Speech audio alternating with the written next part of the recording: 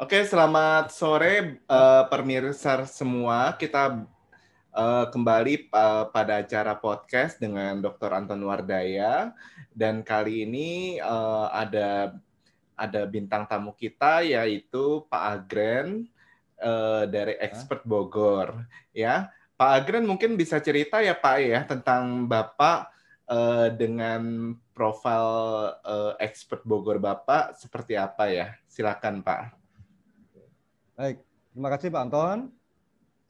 Ya, yang pertama dalam kesempatan ini ya kami ingin menyampaikan ya secara singkat ya seputar profil Expert Edupiat Bogor.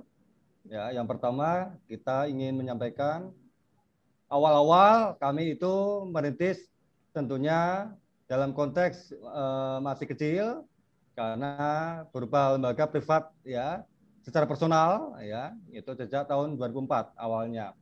Kemudian setelah kami berkolaborasi dengan beberapa teman, kami mencoba inisiatif untuk menggalang ya semacam sebuah wadah ya berkolaborasi dalam lingkup 3 sampai 4 orang saja. Artinya guru-guru kita hanya ya dalam jumlah yang sangat terbatas.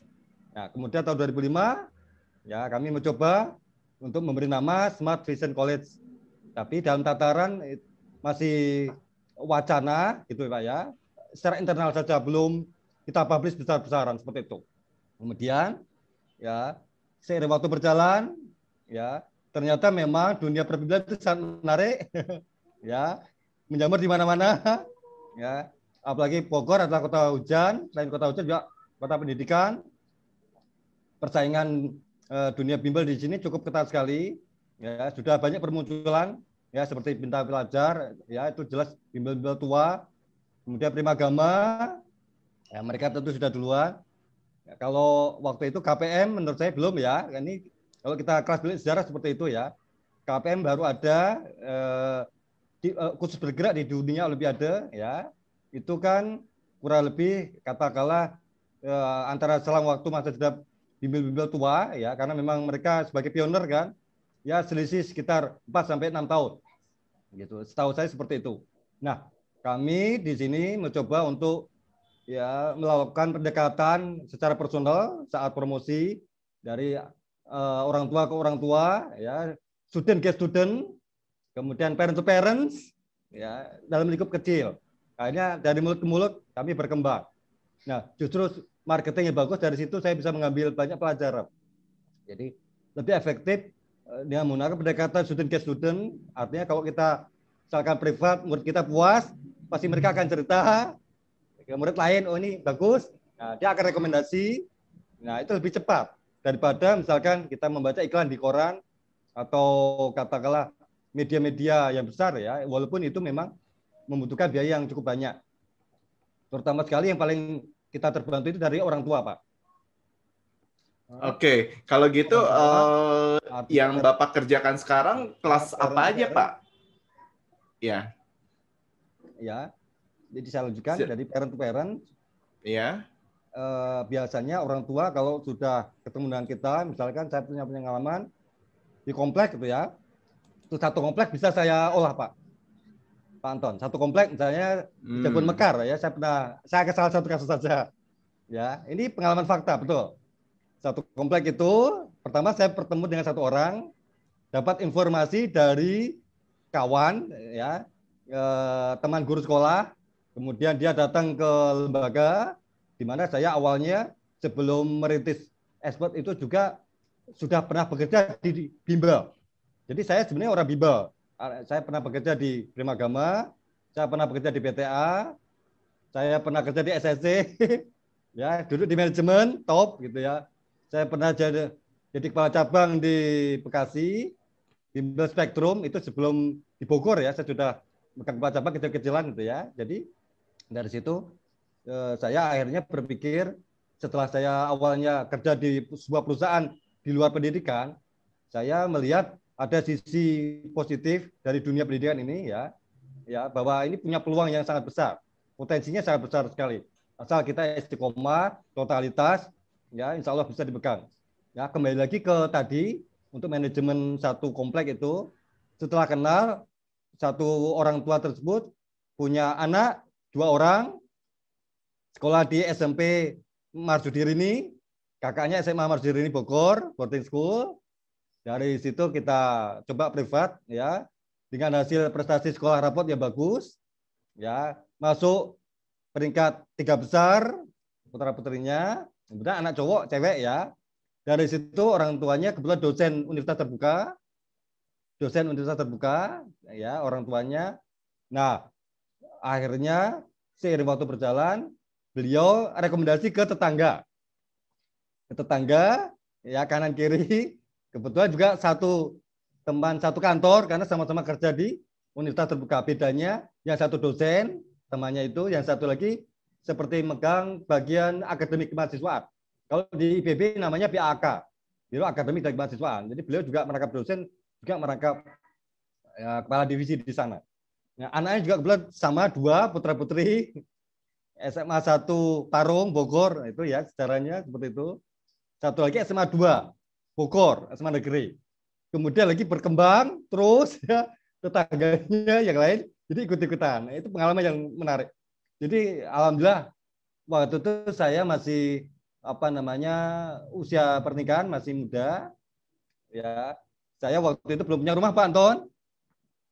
Saya belum punya rumah. Dari situ saya bisa nabung Pak. Ya, karena dapat murid banyak. Itu cepat sekali. Dalam 1 tahun saya bisa dapat sekitar 15-20 murid dengan satu murid ya, statusnya privat, itu kan nilainya lumayan besar. Kala itu ya, sekitar tahun ya 2008-2009 itu kami sudah mulai menabung pelan-pelan. Ya, ini menarik. Nah, kemudian ya kami memang di sini konsen untuk dunia bimbel itu ke ujian nasional, kemudian program auto ekselensia ya, akselerasi untuk persiapan pra pas UKK ya. Kalau zaman sekarang istilahnya pas ya. Kalau dulu kan masih UTS UAS itu ya. Kalau sekarang istilahnya pas UKK karena kurikulum nasional berubah lagi. Nanti sekarang ada lagi AKM dan lain sebagainya. Nah, kemudian SBMPTN. Nah, kami fokus ke 3 divisi itu. Ya, kemudian ya seiring waktu berjalan kami sambil melakukan rekrutmen kepada teman-teman antar guru atau menjalin kemitraan dengan guru-guru di sekolah. Ya karena memang saya waktu ngajar privat itu sambil saya kerja di perusahaan orang. Artinya saya secara pribadi juga bekerja di Bimbel. Artinya, nah di situ saya menjalin kemitraan dengan beberapa guru di Bogor terutama, baik tingkat kota atau kabupaten. Kalau ada pertemuan, ada pelatihan, saya selalu ikut, bahkan jadi panitianya. Jadi dari kami kenal satu sama lain. Jadi guru-guru di Bogor itu saya hafal. Ya, pada masanya Pak ya. Kalau zaman sekarang saya sudah yang masih senior, yang masih hidup, maaf, yang masih live itu tinggal dihitung dengan jari saja. Yang terutama sekarang masih muda-muda kan, ada kaderisasi. Nah, dari pertemuan itu kami menjalin juga dengan guru-guru yang independen. Jadi tidak semua guru Bimbel itu guru sekolah, ada juga guru independen yang terutama masih mahasiswa atau mungkin masih baru lulus kuliah. Nah, kami mencoba menjalin kemitraan di situ, pendekatan.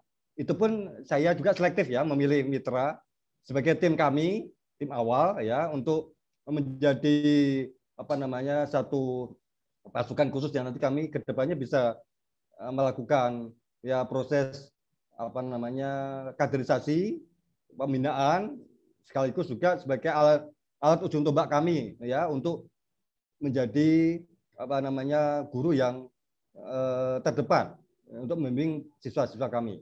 Nah, kemudian dari situ kami mencoba ya pada tahun 2017 ya iseng-iseng ya tim Kopassus kami bentuk lewat online.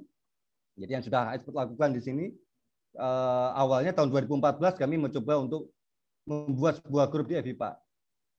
Ya, grup FB pecinta matematika itu saya rintis sekitar tahun 2014 ya. Tepatnya sekitar bulan April awal-awalnya. Di situ di grup media sosial memang masih agak langka ya, tapi sudah ada beberapa grup yang sudah familiar. Nah, kami awal mendapat pasukan khusus itu dari sana. Terutama anak-anak mahasiswa berprestasi guru-guru teladan, kami mencoba pendekatan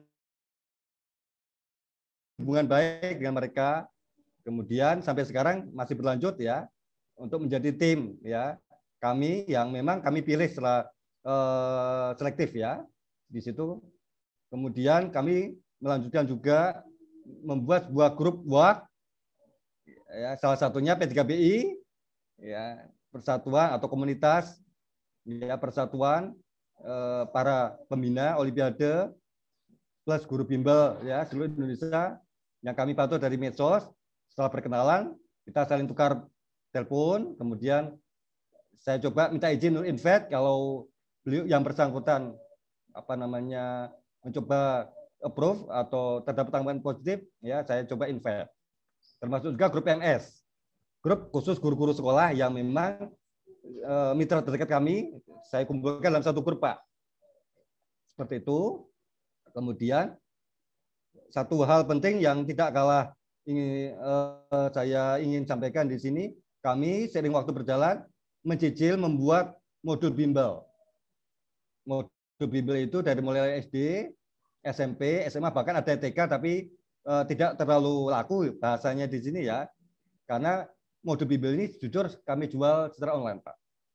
Ya, baik secara online maupun offline. Kala itu waktu itu Facebook belum begitu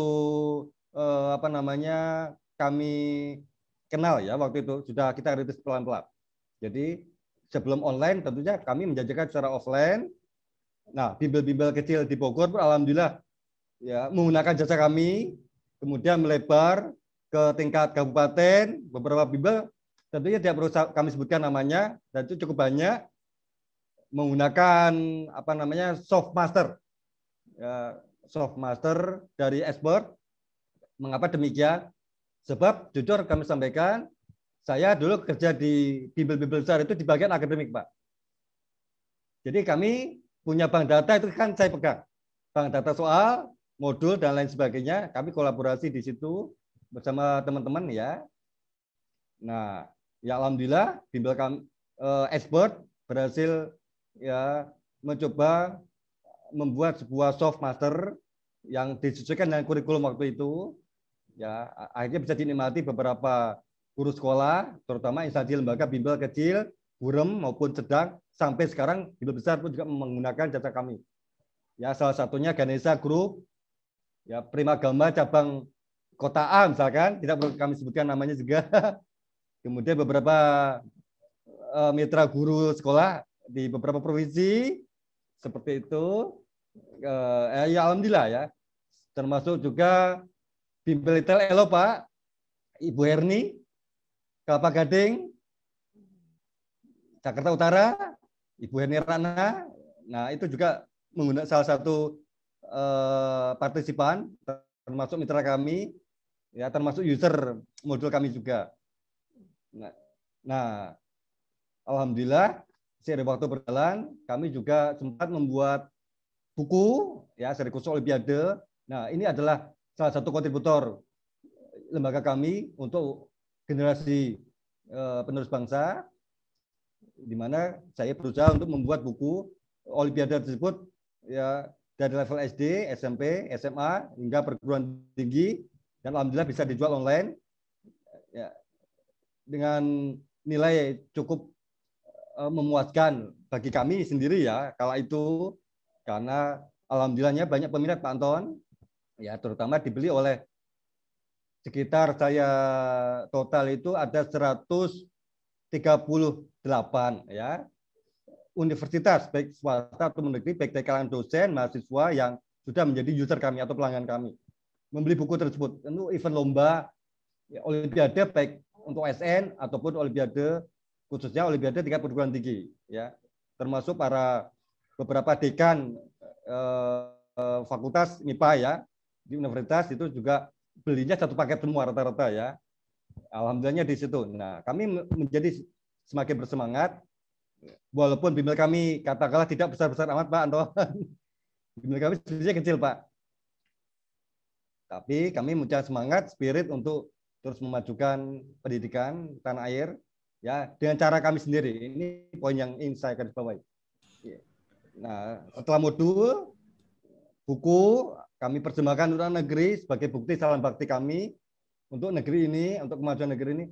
Kami lanjutkan dengan terus berproses, belajar, berkolaborasi dengan beberapa lembaga, termasuk dengan Anton Wadaya College, lembaga-lembaga yang lain, ya sesuai dengan profil foto yang ada di video kemarin yang kami sampaikan atau paparkan, membuat semacam e-modul, e-book, ya dengan mencicil tentunya. Kemudian kami coba sebarkan secara gratis lewat dunia maya, terutama lewat grup WA, Telegram.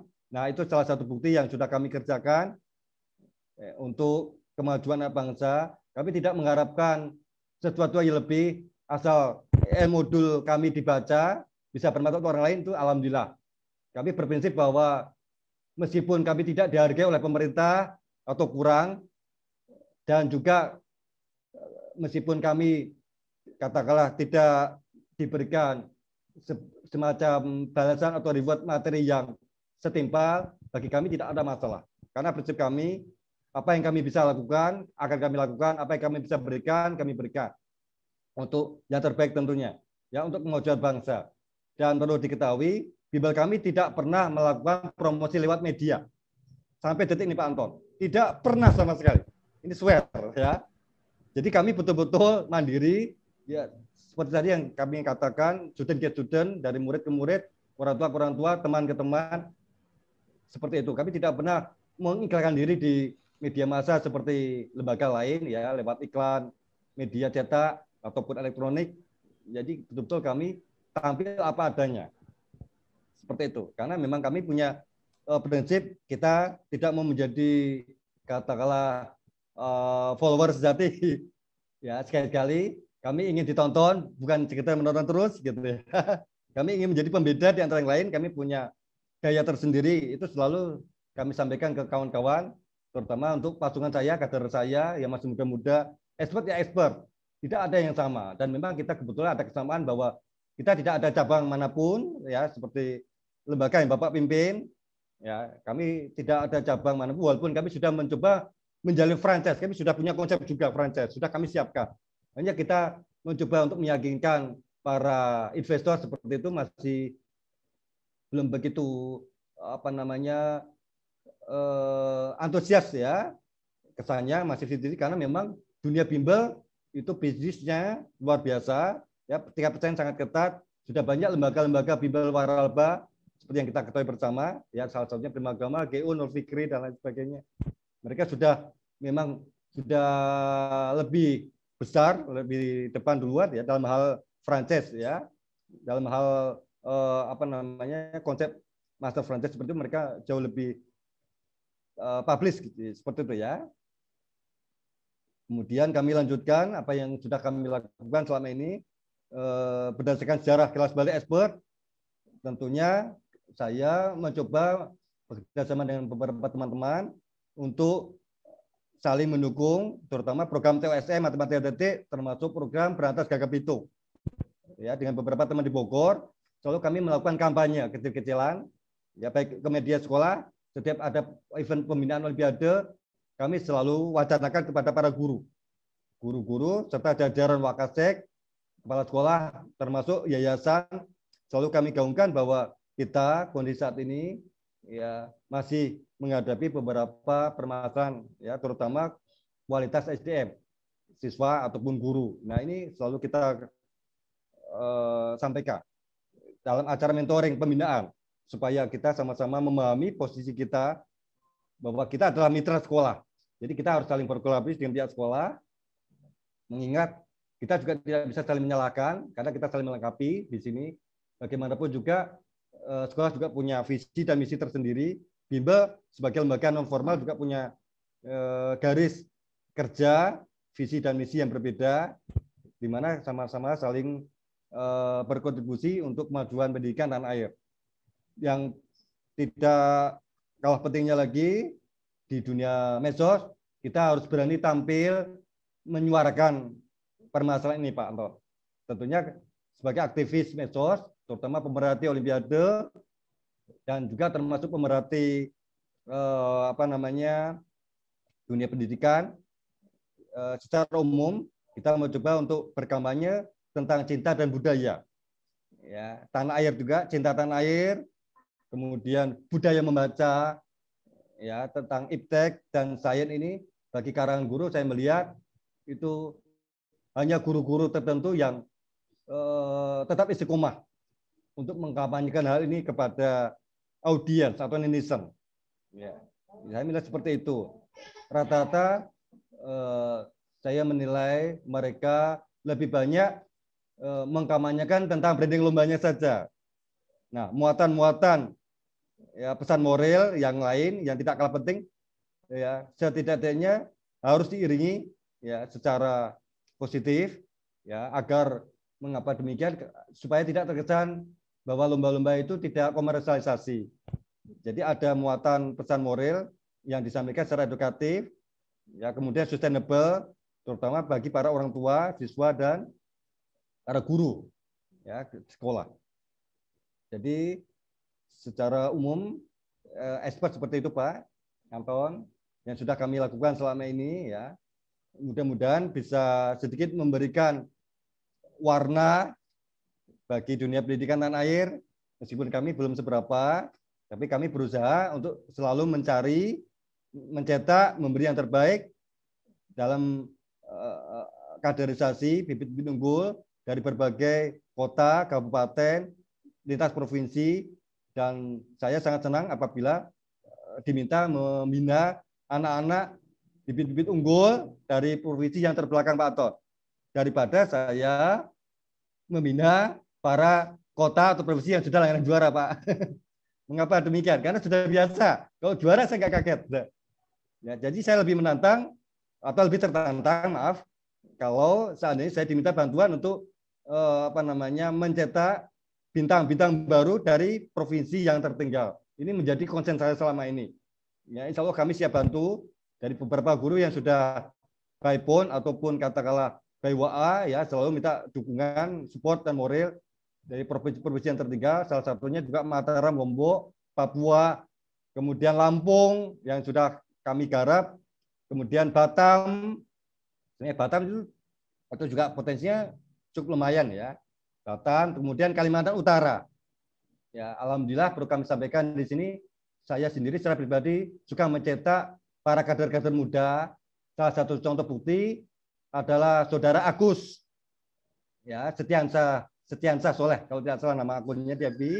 Itu salah satu kader kami ya, sempat membeli franchise kami dalam artian konsepnya saja tapi tidak menjalin secara total dalam artian membeli franchise hak paten secara total, hanya memberi konsepnya saja. Alhamdulillah akhirnya dia mendirikan sebuah lembaga sendiri yang bernama Smart Edu. Itu sebagai bukti contoh bahwa kami juga berhasil mencetak salah satu kader yang sempat kita perkenal di medsos ya, sampai akhirnya dia bisa menjadi guru sekolah, lalu mempunyai satu lembaga sendiri yang dia pimpin. Seperti itu sebuah kepuasan tersendiri bagi saya gitu ya. Ya. Oke. Ada pertanyaan lagi Pak Anton? Untuk sementara yang kita lakukan selama ini seperti itu. Dari expert. Mungkin saya mau tanya pendapat Bapak nih tentang nilai PISA kita ya, PISA kita. Nah, menurut Pak Agren sendiri gimana ya? Nilai PISA kita masih di bawah nih. Dan terus menurut Bapak gimana cara untuk meningkatkan? Ya.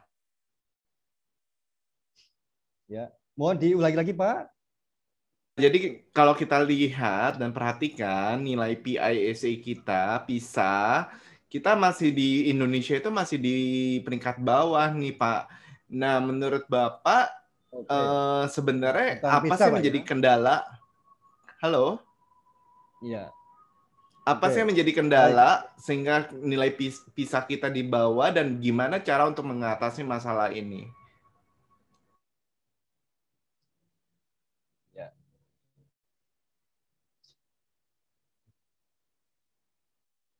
Iya. Oke. Terima kasih Pak Anton. Jadi pertanyaannya tentang kendala ya di dunia Olimpiade ya.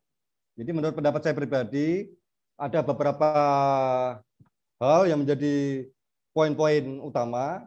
Banyak sebenarnya yang kita hadapi di dunia Olimpiade. Pertama, masih rendahnya kualitas SDM guru yang mau konsen ke dunia Olimpiade. Artinya betul-betul dia mencoba menjadi guru pembina murni totalitas gitu ya, untuk merekrut atau mencari bibit-bibit unggul di masing-masing daerah regionalnya.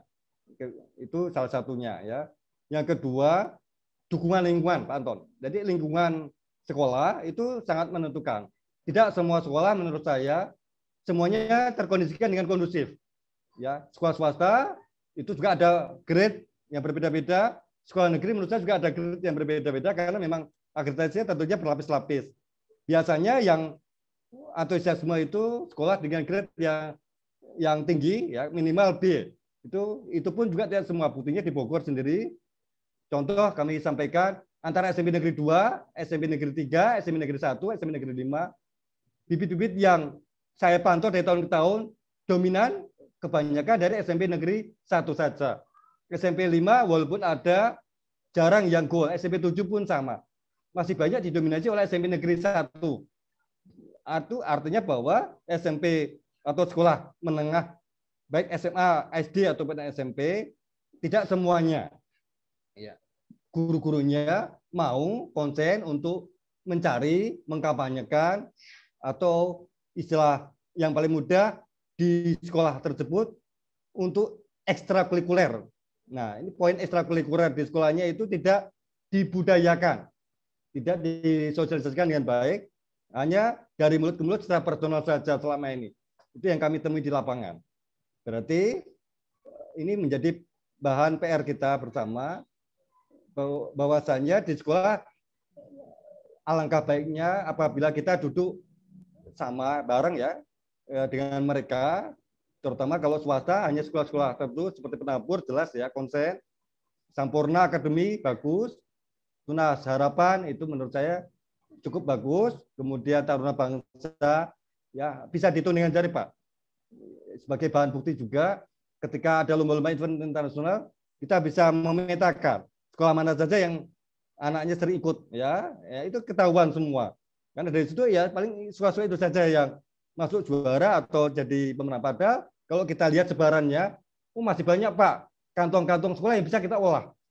Ya, terutama kabupaten itu masih bisa dihitung dengan jari sekolah-sekolah yang mau ikut lomba seperti itu. Ya itu semua diawali dari lingkungan sekolah, termasuk lingkungan sekolah plus gurunya sendiri.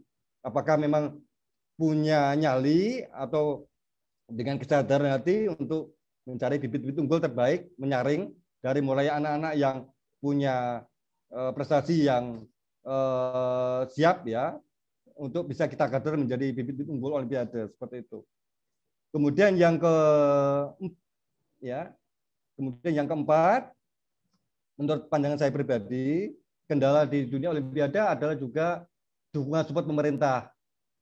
Dalam hal ini saya cukup wanti-wanti ya menurut bahasa saya, karena walau pemerintah kita sudah memfasilitasi dengan ajang tahunan ya KSN yang selalu mengalami perubahan nama dari OSM menjadi KSN, tapi jatah kuota di tiap provinsi itu kebijakannya selalu masih menjadi bahan pro dan kontra di dunia maya, terutama provinsi-provinsi yang tertinggal ya. Dalam hal ini ya satu hal yang saya garis bawahi, ketika kita melihat masa-masa 5 tahun sampai 8 tahun yang lalu, kuota untuk provinsi yang juara atau para provinsi langganan itu selalu masih mendominasi. Beda dengan 2 tahun terakhir ini, kebijakannya berubah. Provinsi yang ketiga diberikan jatah Pak Anton kan? Provinsi yang ketiga diberikan jatah minimal 1 atau 3 orang sebagai wakil berdasarkan passing grade regional. Kalau zaman dulu ya boro-boro menurut saya provinsi tertinggal dapat jatah. Selalu provinsi ya juara langganan DKI Jakarta, Jawa Tengah, Jawa Barat, ya Sumatera Utara, kemudian Jawa Timur, Bali, Kalimantan itu pun Kalimantan, tidak semua Kalimantan, ya terutama Kalimantan Timur yang masih unggul. Kemudian untuk Sulawesi yang masih unggul, Makassar, Sulawesi Selatan, kemudian Manado, Sulawesi Utara. Ya, kita masih bisa melihat secara bersama-sama kendala di situ ada sebuah ketimpangan. Di situ ada disparitas yang cukup tinggi. Nah, ya semoga kebijakan pemerintah untuk saat ini kota dari provinsi yang tertinggal itu tetap harus diberikan kesempatan ya untuk mengirimkan wakil delegasi yang terbaik minimal 3 orang. Nanti perkara setelah lulus setelah lolos maksud saya, maaf, setelah lolos masuk uji babak final ya tingkat nasional menang atau kalah itu kan urusan nanti. Tapi paling tidak dari pemerintah sudah memberikan kesempatan kepada semua provinsi, di mana seiring berjalannya waktu kita sama-sama memahami jumlah provinsi kita bertambah dari 27 sampai sekarang menjadi 36 dan seterusnya, ya mengalami pemekaran, gitu ya.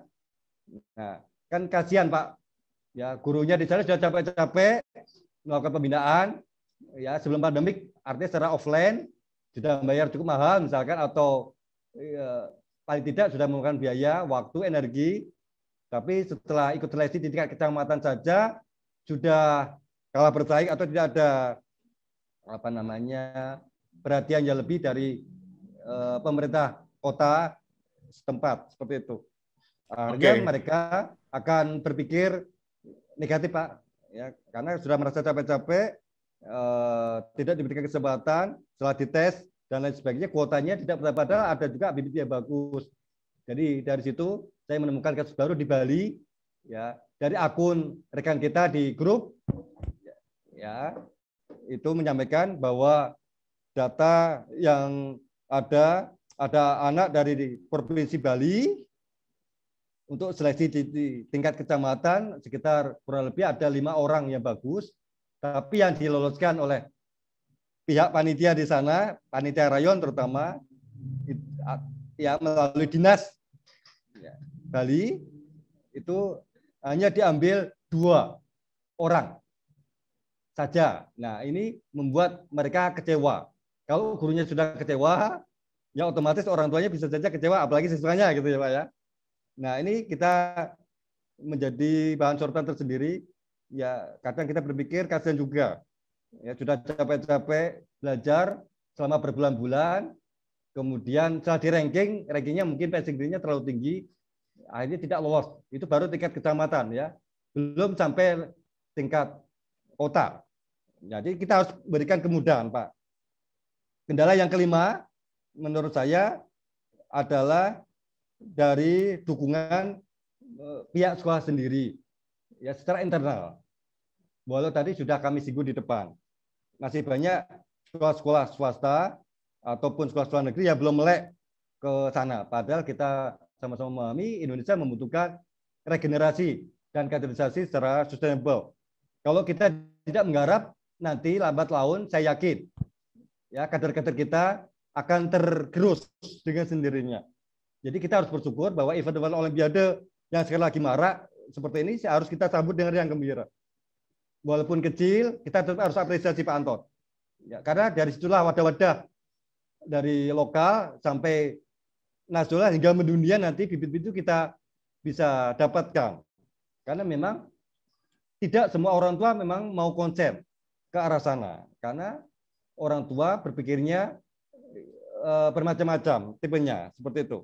Ada yang memang dia suka ketika anaknya punya bakat minat disalurkan betul-betul totalitas ya membiayai, mensupport, mengantarkan les misalkan sampai membiayai, mendoakan, kemudian memfasilitasi untuk ikut lomba-lomba apa saja. Nah, itu orang tua yang bagus seperti itu. Nah, saya sangat suka tipe orang tua seperti itu.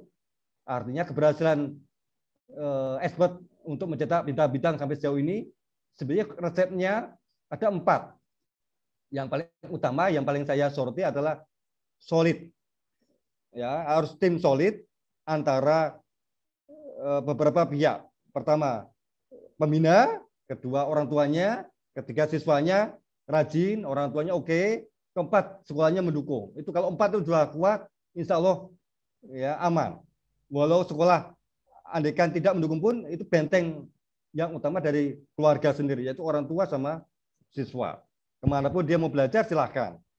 Itu kendala yang kelima yang saya amati di sini Pak Anton. Sementara kendala yang keenam yang saya catat dan cukup serius di sini adalah kebijakan dari kurikulum kita sendiri. Kita terbentuk oleh kebijakan kurikulum yang notabene selalu gonta-ganti, ya.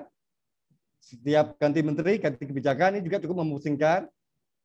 Kemudian anggaran belanja APBN dari pemerintah sendiri untuk dunia olimpiade masih relatif terbatas.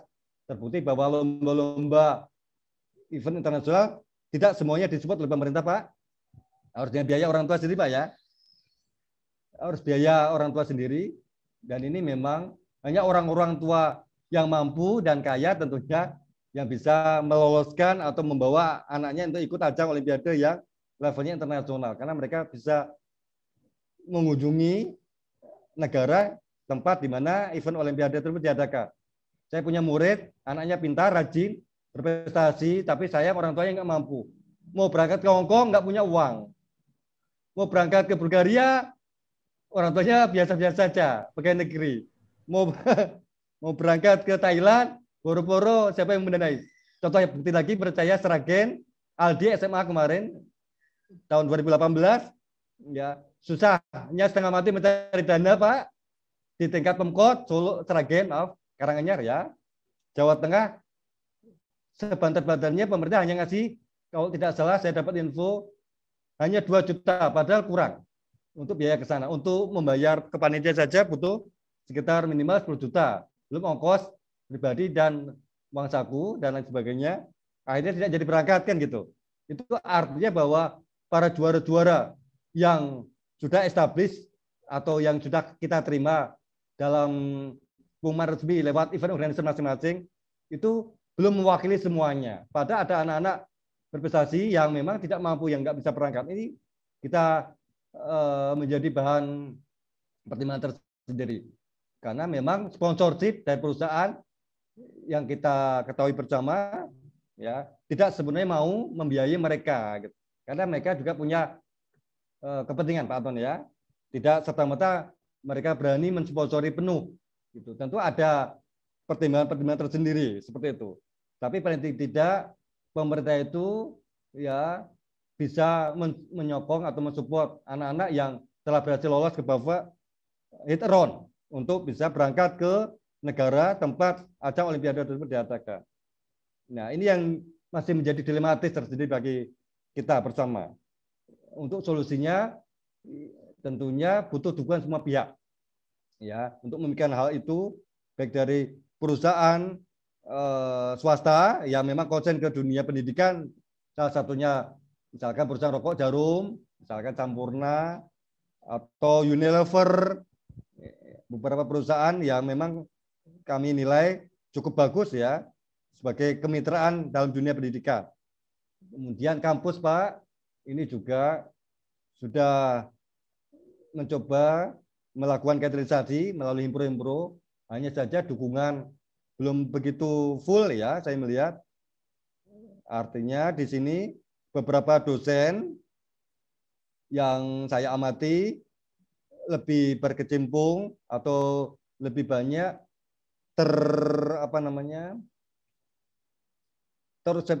terobsesi, ya, dengan kesibukan masing-masing, karena tuntutan tugas di kampus untuk membina para mahasiswa itu terbilang jamnya masih sangat terbatas. Itu hasil audiensi dengan beberapa mahasiswa Unmipa PT yang saya temui, karena memang beliau itu atau anak-anak, ya, itu suka bercerita, curhat ke kami, gitu, ya. Pada saat membeli buku sering tanya bagaimana dukungan dosen-dosen di kampus. Ya, saya pernah dapat cerita unik, salah satu kampus favorit top, gitu, ya. Saat olimpiade berlangsung, ya, dia tidak dapat materi sama sekali dari dosennya. Jadi dia diminta untuk belajar sama seniornya. Kan dosennya terlalu sibuk misalkan. Itu juga salah satu kendala. Kedua, kasus yang lain lagi, dosennya memang mau membina, hanya durasinya dibatasi karena kesibukan personal. Nah, ini juga menjadi catatan tersendiri. Yang ketiga, ada juga kisah misalkan antara senior sama junior tidak akur di kampusnya, jadi masing-masing saling berkompetisi. Ya, tidak mau saling mengkader satu sama lain. Padahal sama-sama membawa satu Betul, satu alma mater. payung. Ya. Ya, itu juga ada cerita seperti itu. Jadi mau lucu-lucu, Pak. Kisahnya itu lucu-lucu kalau mereka cerita di grup itu ya. Yang tahu saya, kampus-kampus yang cukup solid membina itu adalah kampus ITB, UI, UGM, itu solid. Kalau IPB tidak terlalu atau kurang. Ya, untuk matematikanya. Tapi kalau untuk biologi, kimia relatif solid. Kalau untuk matematika relatif kurang. Seperti itu. Jadi hubungan baik antara junior senior itu harus terjalin baik, termasuk di tingkat hubungan kemitraan organisasi kampus ya, selain BEM terutama Himpro yang sering mengadakan lomba-lomba. Ya menurut saya itu Pak Anton. Oke, mungkin yang kita hadapi selama ini. Ada pertanyaan lagi Pak, kalau misalnya para alumni medali Olimpiade yang bekerja, yang mungkin bisa bekerja dan mengabdi lagi ke Indonesia ya, mungkin banyak juga yang mereka kira ke luar negeri. Nah, menurut Bapak gimana nih solusinya nih Pak? Ya. Itu.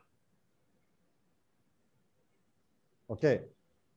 Ya, terkait untuk para alumni OSN sendiri, yang saya amati sejauh ini, memang kita sama-sama menyadari bahwa para alumnus OSN atau KSN itu setelah mereka terbukti meraih prestasi ya, di dunia mapel masing-masing, kemudian rata-rata ada yang kuliah ke luar negeri, Pak Anton ya. Kebanyakan kan kuliah ke luar negeri, terutama yang mampu Pak itu ya. Dan kita ketahui yang mampu, bagi yang mampu mendapatkan beasiswa bidik misi, dan memang anaknya, orang tuanya mendukung, ya insya Allah dia juga bisa saja ya berangkat untuk kuliah ke sana. Nah, setelah lulus, saya mengamati data 8 tahun. Ya, terakhir ini memang tidak semua para alumnus atau para medalis Olimpiade itu mau konsen untuk kerja mengabdi ke dunia pendidikan terutama sekolah. Seperti itu ya. Jadi di sini biasanya setelah mereka kuliah ke luar negeri, semacam ada sebuah wawasan pengetahuan yang mereka kenyam, itu tentu berbeda cara pandang yang diberikan ilmu di sana. Tentunya mereka merasa sesuatu yang beda dengan kuliah di universitas lokal atau dalam negeri. Artinya anak-anak para alumnus setelah mengenyam pendidikan di sana ada mendapatkan suatu pencerahan yang luar biasa sehingga mereka lebih interest untuk bekerja di luar bidang yang dia tekuni karena memang banyak faktor penarik seperti besarnya gaji yang akan dia terima nanti setelah dia lulus. Kemudian kedua memang passionnya dia seperti itu, didukung oleh passionnya dia. Yang ketiga untuk dana riset sendiri di Indonesia itu masih sangat dibatasi oleh pemerintah. Dan ini memang kita sama-sama ketahui masih pro dan kontra ya. Budget untuk dunia riset Indonesia masih kalah jauh dibandingkan negara-negara tetangga seperti Malaysia, Thailand, dan Filipina. Ya, akhirnya kita bisa memberikan garis merah bahwasanya kondisi seperti ini cukup dilematis ya bagi para alumni OSN. Paling banter mereka biasanya banyak berkecimpung di dunia bimbel yang dia buat sendiri. Biasanya begitu Pak. Kalaupun dia sudah selesai lulus kuliah ke luar negeri ataupun masuk ke universitas top di Indonesia, kalau ingin mereka mendirikan lembaga sendiri, seperti contohnya juara ONMIPA PT dari ITS, ya waktu itu ya di matematika, salah satunya mencoba untuk mendirikan lembaga sendiri bernama IRIT. Kemudian ada juga teman-teman dari Surabaya, terutama salah satu dewan juri lomba KSM juga mendirikan lembaga juga berkolaborasi dengan beberapa pembina yang sudah kita kenal bersama. paling banyak itu yang saya temui. Untuk betul-betul terjun di dunia sekolah, mengabdi menjadi guru, masih relatif kecil, sekitar 15% sampai 20%. Ini cukup serius, ya karena kembali lagi ke faktor kesejahteraan ya, pertimbangan kesejahteraan. Yang kedua, jenjang karir ke depan. Mereka masih berpikir 5 kali lipat kalau saya mengabdi dunia pendidikan, yang di benaknya, lalu saya dapat apa? Seperti itu. Nanti setelah saya terjun, apa yang bisa saya peroleh dari pemerintah atau saya dapat apa? Itu yang saya amati sebetulnya. Ya pada akhirnya kita sebagai katakanlah relawan atau relawan-relawan volunteer yang bekerja tanpa batas, ya mencoba untuk melakukan pendekatan kepada mereka secara personal ataupun kepada para alumnus untuk jangan lupa mengamalkan ilmunya, kan sayang sekali. Nah, ini seolah-olah kesannya hanya short time. Jadi setelah juara, selesai, dapat medali, kemudian dia mengejar beasiswa, dapat seperti itu ya. Karena memang para juara kasih kita ketahui tentu dapat jatah beasiswa, dan ini udah stop. Setelah itu selesai, so what? What next? Gitu ya. Apa yang bisa saya perjuangkan selanjutnya untuk negara? Ini yang menjadi catatan khusus. Ya tentu saja ini kembali lagi ke idealisme personal masing-masing. Tentunya kita harus saling menghargai. Di satu sisi barangkali dia ingin mengabdi kepada negara melalui passionnya, melalui bakat dan talentnya, tapi di sisi lain dia juga mengalami semacam dilematis untuk kepentingan dirinya sendiri, bahwa dia harus menjadi sukses karena orang sukses menurut kacamata orang Indonesia secara umum kan pasti harus kaya secara fisik dan materi, kaya secara materi seperti itu ya. Nah ini juga sisi lain yang memang cukup menggelitik bagi saya ya. Bagi saya pribadi, apapun nanti urusan rezeki, jodoh, maut, bagi saya kaya, raya itu bukan tujuan utama, Pak. Yang terpenting kita berusaha untuk menjadi orang yang bisa berbagi dan bermanfaat untuk banyak orang. Kita mempunyai adab yang baik, karena puncak ilmu pengetahuan sebenarnya adalah adab, karena tidak semua para pendidik, para pemerhati, para praktisi dunia pendidikan terbang ke arah sana. Lebih banyak mengedepankan ego lembaganya masing-masing tentunya. Di saat untuk berkolaborasi agak sulit, Pak ya, seperti itu.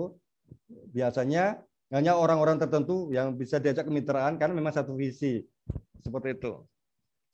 Jadi di sini catatan khusus saya untuk menjadi alumnus OSN seharusnya difasilitasi oleh pihak pemerintah. Pemerintah harus memberikan semacam pancingan, semacam trigger supaya menarik perhatian mereka untuk memberikan bonus khusus atau bagaimana bentuknya, kita tidak tahu, agar mereka mau membangun generasi muda kita ya, terutama bibit-bibit unggul generasi emas, supaya bisa dididik, dibina, ilmunya ditransfer ya secara bertahap oleh mereka dengan cara bertukar pengalaman ya. Ajang-ajang lomba yang pernah mereka ikuti itu bagi saya bisa kita tarik ya pelajaran dan iman yang luar biasa. Oke Pak, mungkin ada pertanyaan lagi nih apa ya? Bagaimana menurut Bapak tentang manajemen kerjasama kemitraan sekolah unggulan dan pembinaan bibit unggul di Olimpiade?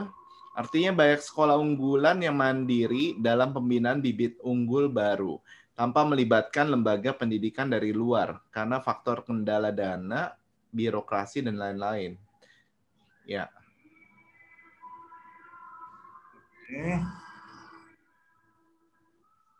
Ya.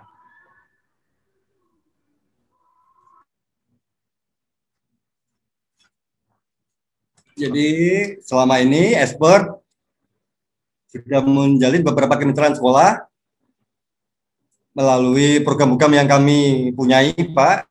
Beberapa sekolah yang sudah berjalan, alhamdulillah, dari sekolah di lingkungan Kota Bogor ataupun di Kabupaten Bogor.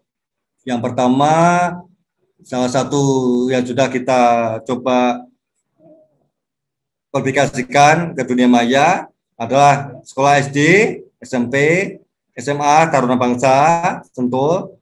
kemudian ada juga sekolah di Cibinong, madrasah, kemudian SMP Negeri 1 dan SMP Negeri 7, kemudian ada juga sekolah madrasah Alia Negeri 1 Kota Bogor, termasuk sekolah-sekolah di luar ya yang tidak bisa kami sebutkan satu persatu dengan pendekatan personal di mana kami mencoba berbuat dari kecil, Pak, apa yang bisa kami berikan kepada mereka selama kami diberikan kepercayaan oleh pihak yayasan, pihak sekolah, insya Allah kami bantu semampunya agar supaya mereka juga bisa merasakan sebuah apa namanya trigger, sebuah spirit ya untuk terus mau belajar ya mencari sesuatu yang baru di mana atmosfer dunia kompetisi olimpiade itu begitu ketatnya. Kalau kita tidak segera mengkader bibit-bibit unggul dari lingkungan sekolah sendiri, kita akan kesulitan nanti ke depannya. Jadi di situ memang kita harus melakukan sebuah program terobosan lewat ekstrakurikuler, Pak. Jadi ekstrakurikuler itu harus kita budayakan secara resmi, ya, dengan harapan bahwa anak-anak dari para kelas bintang dari tiap-tiap sekolah bisa kita ambil, itu poinnya utama. Kemudian kita bina pelan-pelan secara bertahap melalui program baik itu super camp sifatnya ataupun program jelmaan di privat, itu tidak ada masalah. Nah, dan juga kendala dana, Pak, mereka itu rata-rata terbentur dana yang menurut mereka biasanya kalau menjalin kerjasama dengan lembaga independen, pemandu, pencari bakat, mereka selalu terbentur dana yang disediakan oleh pihak sekolah masing-masing. Rata-rata menurut pandangan mereka relatif mahal, Pak. Satu paket per kelas, per mapel gitu ya. Kelas berapa, mapelnya apa. Ya, sering sejaran kami juga tentu punya portofolio proposal yang biasa kita ajukan. Awalnya memang kami cukup kesulitan. Kami sering ditolak karena kendala dana itu. Karena betul-betul kami merasakan. Padahal dana yang kita ajukan cukup terjangkau, sering sejalan waktunya yang kita presentasikan kala itu membuat sekolah untuk berpikir ulang. Ya. Untuk masalah harga sudah kita tawarkan sedemikian rupa murah meriah, tapi masih juga banyak penolakan, Pak.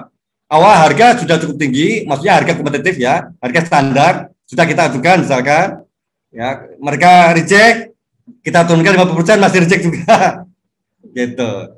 Kemudian kalau gratis pada mau, Pak, kalau gratis malah mau. Gratis itu maksudnya datang ke sini tanpa biaya atau kita sudah datang ke sekolah, tapi paling tidak mereka hanya memberikan semacam uang makan saja, seikhlasnya. Nah itu kalau itu masih bisa ada peluang banyak. Padahal sementara kita sendiri saat memberikan pembinaan tidak hanya secara pribadi saja, tapi kan kita butuh tim, Pak, dari berbagai mapel ya.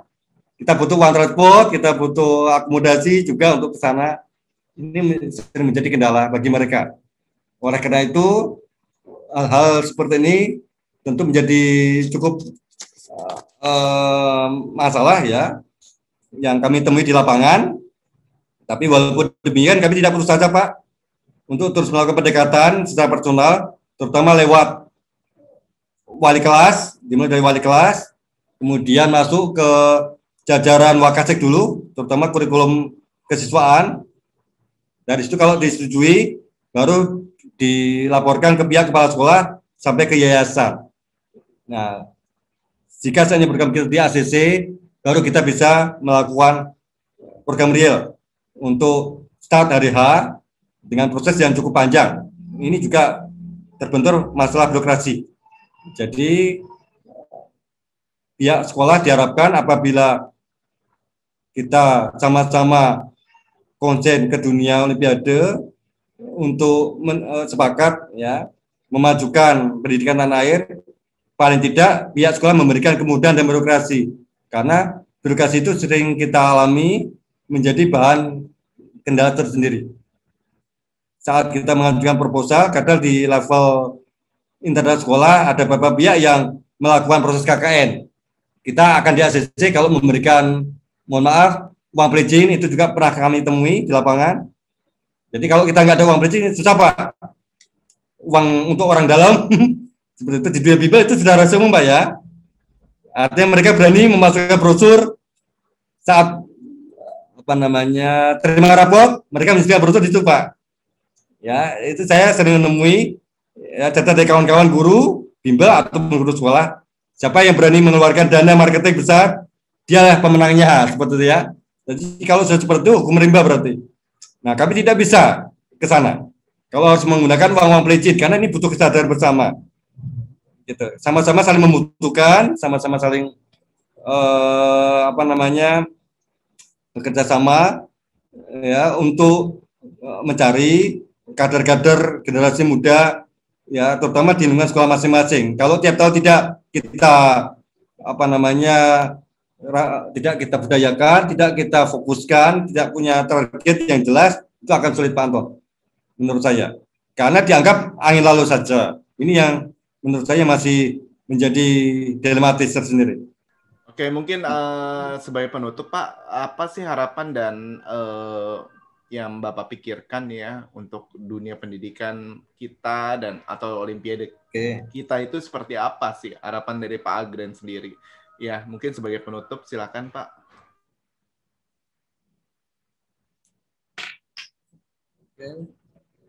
Ya.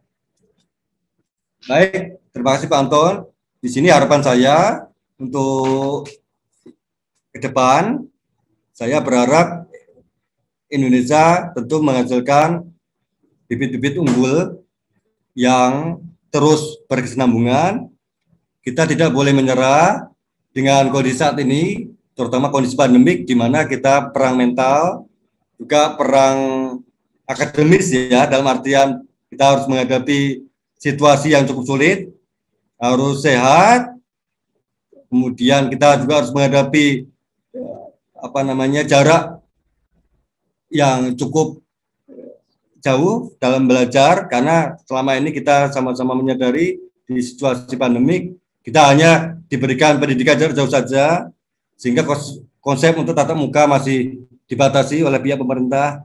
Hal ini juga menjadi kendala juga, tapi tidak mengurangi semangat kami atau semangat kita bersama untuk terus belajar, berlatih di rumah, stay at home secara mandiri.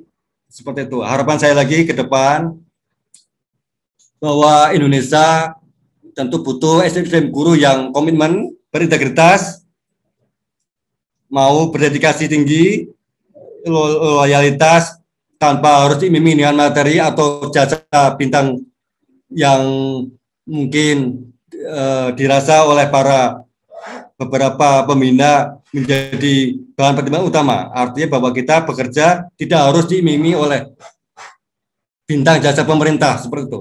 Betul-betul ikhlas, ridho dalam membina sebesar atau sekecil atau sebesar apapun dari pendapat kita, harus kita syukuri bersama. Artinya dalam konsep pembinaan itu tidak muluk-muluk mengandung asas komersialisasi, tapi juga ada diselipi asas semacam amal bakti untuk negeri, ya, saling memberikan tali kasih antar sesama, ya, dengan konsepsi ikhlasnya seperti itu bagus sekali ya. Ada bibit-bibit Olimpiade yang memang anak-anaknya dari kalangan orang mampu yang harus kita rekrut, harus kita rangkul, harus kita bina. Kita bisa membuka program online untuk anak-anak berbakat seperti itu Pak, seluruh Indonesia. Dan saya sudah kami sudah melaksanakan itu gratis, betul gratis. Selama 3 bulan kita bina gratis untuk bibit-bibit. Masalah juara atau tidak itu bukan urusan kami. Dalam artian bukan menjadi target utama. Yang terpenting mereka mau belajar, kami sudah senang sekali. Asal mereka mau belajar, bergabung, join ke grup kami yang bernama Komet Online, Komet Expert Online. Itu ada grup khusus yang kami bentuk, yang kita sosialisasikan lewat grup. Seperti itu ya. Mereka kita bina pelan-pelan setiap minggu, minimal 1 kali 2 kali pertemuan, walaupun hanya durasinya 1 sampai 1,5 jam. Ya, sesuai jadwal yang sudah kita sepakati bersama. Kemudian yang ketiga, harapan saya untuk Indonesia, ya semoga kedepannya prestasi anak bangsa, ya hampir di setiap event lomba baik iptek, sains maupun matematik khususnya mengalami peningkatan. Harapan kami yang paling utama lagi nilai PISA Pak Indonesia mudah-mudahan lewat program AKM yang dicanangkan oleh pemerintah sekarang ini, walau ujian nasional tetap dihapuskan, ya tidak mengurangi semangat anak-anak, guru sekolah juga untuk menanamkan pendidikan karakter yang baik, kemudian mampu merubah cara belajar mindset mereka di sekolah, bahwa saya tidak hanya sekedar mengejar nilai, bukan mengejar lulus saja, tapi what next, ilmu apa saja yang bisa kita terapkan ke depannya sebagai wujud komitmen bahwasanya pengetahuan itu tidak hanya sebatas rumus atau sebatas membahas soal, dia harus bisa mencoba untuk mengaplikasikan di lapangan sesuai dengan keahliannya masing-masing. Harapan keenam, saya pribadi kepada dunia Olimpiade Indonesia, setiap tahun Indonesia bisa menghasilkan medali yang jauh lebih banyak lagi dari sebelumnya, karena rata-rata di dunia Olimpiade, khususnya bidang studi matematika dan sains, peraih emas Indonesia masih relatif langka. Sebantar-bantarnya 5 Pak, sebantar-bantarnya 5 atau 4 saja ya, rata-rata ya. Kalau 2 aja sudah bagus sekali, kita bisa medali 2 saja sudah bagus. Tentunya kita membutuhkan kolaborasi dengan semua pihak dan stakeholder yang terkait, karena kita tidak bisa bekerja sendiri menurut saya ya. Harus sama-sama ya, terutama lembaga-lembaga pembina yang besar seperti LOPI, salah satunya Anton Wardaya, kemudian Asimetri, Sinergi Edukasi, lembaga-lembaga besar ya. Itu kami berharap penuh kepada mereka, dan saya sangat senang sekali apabila misalnya saya punya murid, kemudian murid itu punya prestasi dan jejak rekam yang bagus, ya, kami juga berharap sekali bisa berkolaborasi dengan lembaga-lembaga tersebut. Artinya, menurut saya pasti akan saya rekomendasikan kepada lembaga yang tadi saya sebutkan. Karena tidak semua lomba saya punya jam pengalaman yang tinggi, terutama event-event lomba internasional yang memang lembaga-lembaga tadi itu sudah sangat berpengalaman ya untuk membawa bibit-bibit muda Indonesia yang berhasil dan berprestasi di kancah dunia internasional. Ya, jadi saya sangat berharap banyak pada lembaga-lembaga tadi, karena mereka memang sudah berpengalaman, sudah punya track record yang baik. Ya, semoga Indonesia semakin maju, semakin jaya, dan bisa mencetak generasi muda yang tidak luput juga akhlakul karimah, ya, berhati Mekah, berotak Jerman, itu saja Pak. Serta cinta NKRI, itu yang paling utama. Kita dihadapkan juga dengan masalah paparan paham radikalisme di kampus-kampus. Ini juga menjadi konsen kita juga. Kebetulan saya sebagai aktivis NU Nahdlatul Ulama yang kebetulan masuk dalam keanggotaan Ikatan Sarjana Nahdlatul Ulama, selalu berjuang di dunia media sosial, bahwasanya kampanye cinta tanah air itu sangat penting sekali. Lalu juga memberikan wacana untuk beberapa alumnus kampus-kampus. Kami juga menjalin kerjasama antar alumnus kampus se-Jabodetabek untuk terus mewacanakan cinta tanah air, kemudian menjunjung tinggi asas kebinekaan. Ini sudah mulai luntur, dan anehnya data kita dari 10 universitas top itu sudah banyak yang terpapar radikal, Pak ya. Di kampus ITB salah satunya, kemudian UI, apalagi kampus IPB itu salah satu gudang dari organisasi terlarang. Nah, ya, sayang sekali mereka sudah diberikan beasiswa oleh pemerintah, hidup di negara kita sendiri, tapi sayangnya tidak bisa mematikan dirinya untuk negaranya sendiri. Ini menjadi konsen kita juga yang sering kita pelangi di dunia maya. Ya, saya rasa harapan kami itu Pak, semoga kita sama-sama bisa berkolaborasi secara positif untuk kedepannya menjalin kemitraan yang lebih baik agar tujuan kita sama-sama bisa tercapai ya, untuk kemajuan pendidikan tanah air. Oke, terima kasih Pak Agren yang luar biasa ya memaparkan apa yang sudah dilakukan Expert Bogor ya. Dan terima kasih buat sharingnya Pak Agren tentang dunia pendidikan, dunia Olimpiade. Dan saya yakin bahwa ketika semua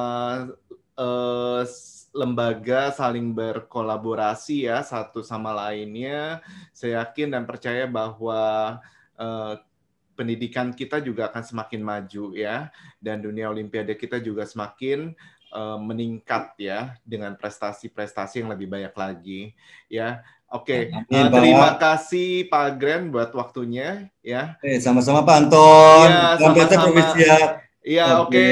Terima kasih Pak Agren dan Ibu sama-sama Yeni Pak Anton. buat waktunya. Salam sukses selalu. Iya, salam sukses. Oke, pemirsa, kita sudahi podcast saya dengan Dr. Anton Wardaya yang kali ini bintang tamunya spesial banget, yaitu Pak Agren Kusuma dari Expert Bogor ya, yang sudah mengeluarkan tentang visi misi dan apa yang dikerjakan oleh beliau selama ini.